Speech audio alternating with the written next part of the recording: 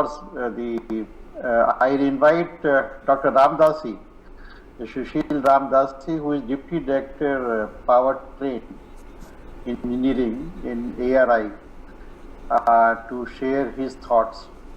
Are you not taking questions now? We'll take questions after all the panelists. Okay. So, thank you, Prakash ji. I would like to share my screen.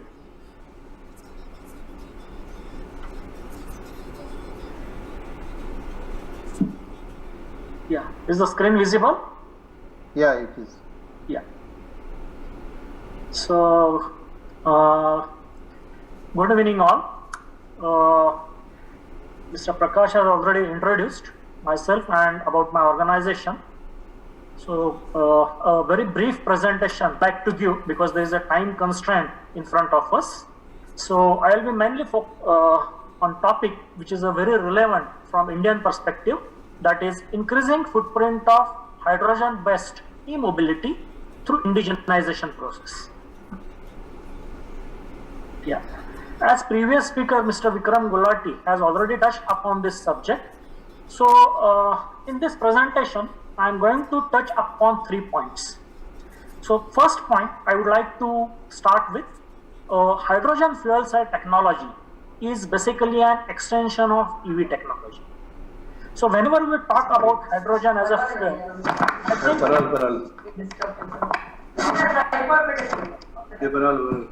hello? Yeah, there is some disturbance coming. That's it. So, hydrogen fuel cell technology is an extension of the EV technology. I think this is very, very important, and this is need to be, what I can say, even communicated to a mass scale, because there should not be any distinguishing right now that there is a hydrogen vehicle and which is an electric vehicle.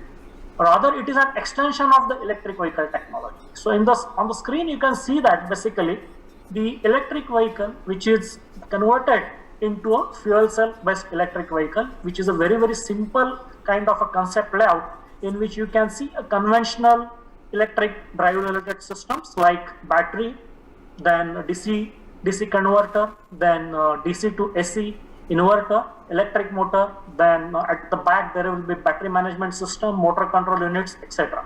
So everything is coming from the electric vehicle.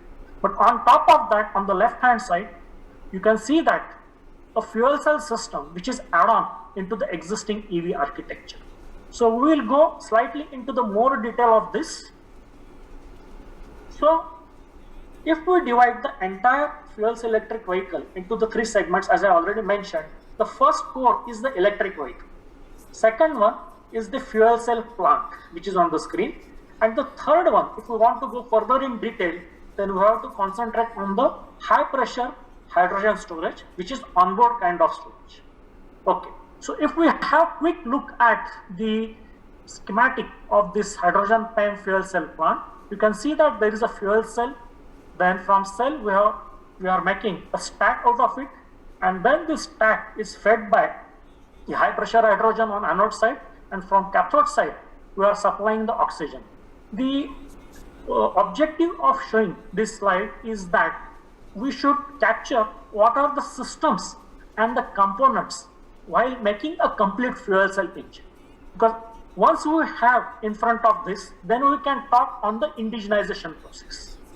So first point, we have covered that fuel cell is an electric vehicle, and in that electric vehicle, which is an extended electric vehicle, we have converted into the 3 segments, out of which the second one we have covered, that is the fuel cell plant. Yeah. The second point which I want to touch, that hydrogen fuel cell technology is a complementary to the EV technology. First, what we said, it is an extension of the EV technology, but it is not a competitor, it is a complementary to the EV technology. Especially from Indian relevance, this point is a very, very important, because now EV penetration is increasing, but still there is a challenge offered by limited range. There is a challenge offered because of the limiting charges, infrastructure, cost of the battery technology. Right now the battery cost is coming around 200 to 220 US dollar per kilowatt hour. There is a possibility to slash it around 150 US dollar per kilowatt hour down the line, maybe around 5 to 8 years. And of course, to charge that battery, if we are going with a conventional charging, there is a long charging time. Okay, and if the application is like a three-wheeler, for example, then it's a loss of range. All those things can be compensated by adopting the fuel cell, and the fuel cell can go as a range extender or a full parallel version. So it will give all advantages. For example, it can extend the range by minimum 60% or maximum 90%. Then because of that, there is no need to depend on the charging infrastructure. If we are going with a parallel kind of architecture for heavy commercial vehicle, there is a possibility to reduce the size of the battery and hence cost of the battery.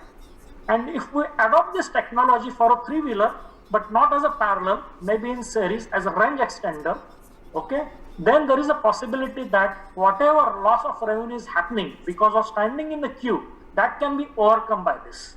And whatever revenue is generated because of the extra business, that can be used to compensate the cost, capex cost arising because of use of fuel cell. Yes. The third very, very important aspect is the indigenization. Now, when we are transforming from conventional powertrain to the EV first, and then from EV to FCEV, this transformation should not be a disruptive. It should be a smooth transition. Okay? And for that, we should think on how to make feasible and sustainable business scenario. So during this transformation, we have to find out what are the different areas.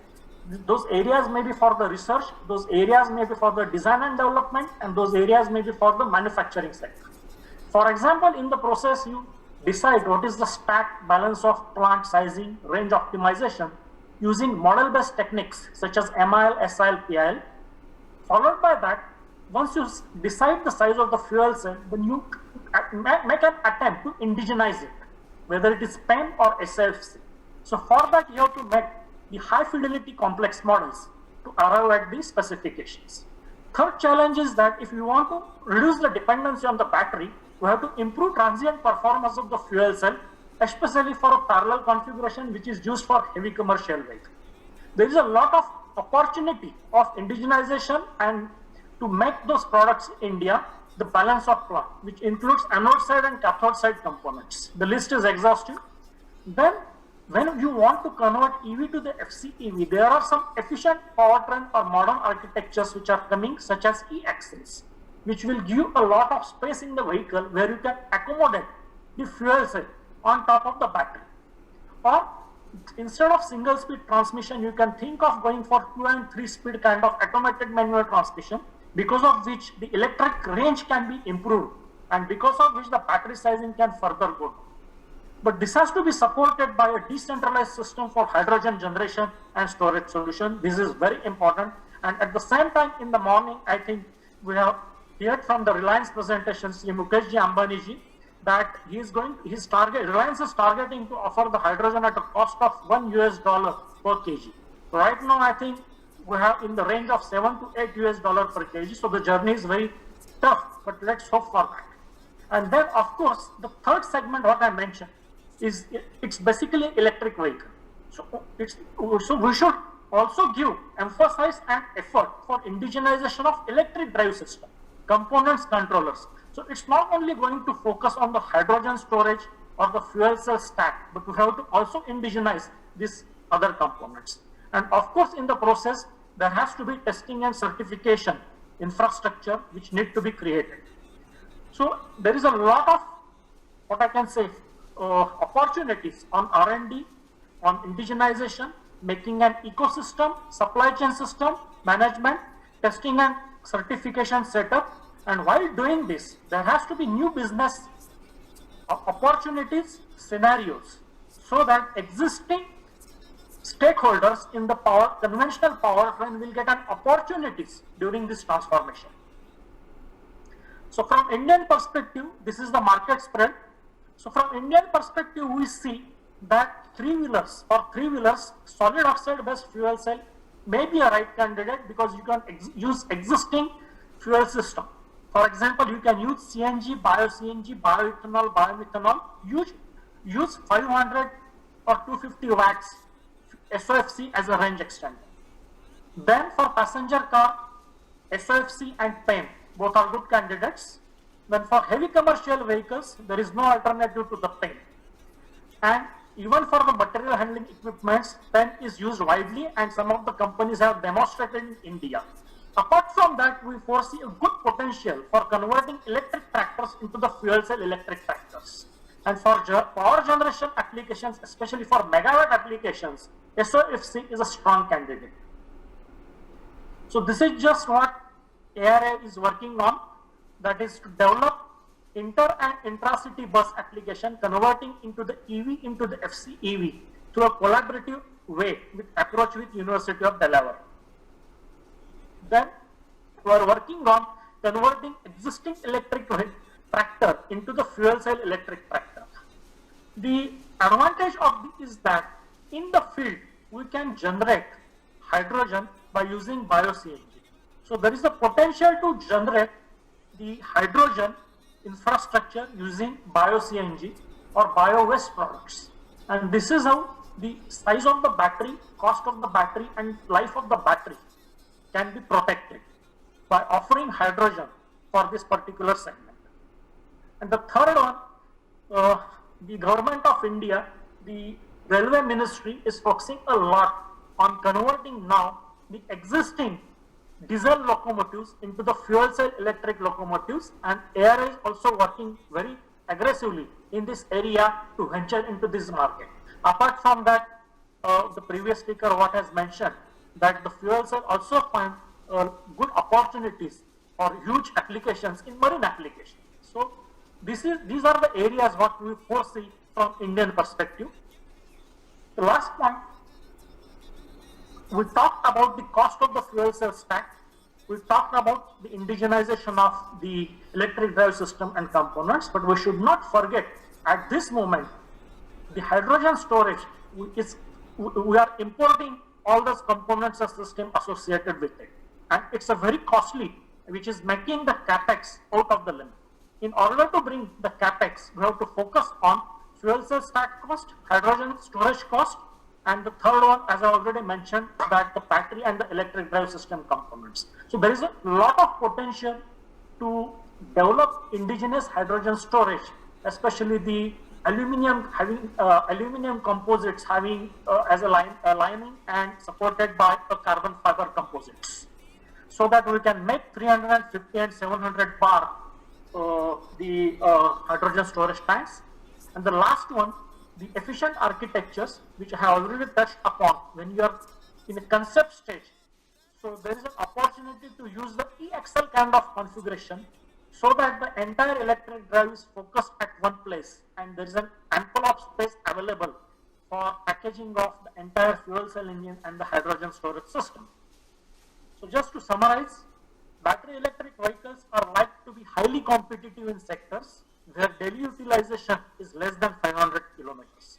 But if you want to travel more than 500 kilometers, for example, intercity, fuel cell electric vehicle is the best application, and that's why FCEV bus and trucks are the first attractive candidates from Indian perspective, followed by three-wheelers for the public transportation, three-wheelers, and even intra-city buses which are used for the public transportation. Off-highway like electric tractors and electric locomotives are other potential candidates for use of FCEV technology. And the last very important thing, indigenization is the key to control capex and opex, and thus to make FCEV technology more affordable, acceptable, and hence sustainable. Without that, we cannot see the percentage increase or increase in what I can say, the penetration of this technology into the market. Thank you very much. Thank you very much, Dr. Sushil Ramdasi. In fact, you have very elaborated in detail that about this technology which many people might not be knowing in that detail. So thank you very much.